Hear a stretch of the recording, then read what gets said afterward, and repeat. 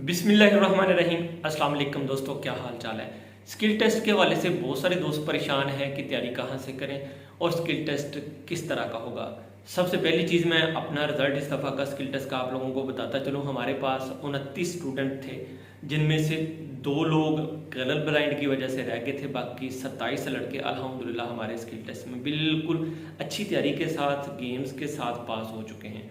तो skill test का जो इस दफ़ा मवाद होगा वो सेम टू सेम जो हमारे चैनल पे अपलोड है, सेम एज इट इज़ वही क्वेश्चंस, वही छागे सौगे, वही टूल्स के रिलेटेड चीज़ें, सब कुछ वही होगा। लेकिन अगर आप लोग स्किल टेस्ट की अच्छी तैयारी करना चाहते हैं, इंशाल्लाह ताला हम स्किल टेस्ट की तैयारी करवाएंगे आप लोगों को, और मुकम्मल अच्छे टूल्स के साथ, ओएससी की और एचआरडी की रिक्वायरमेंट के साथ।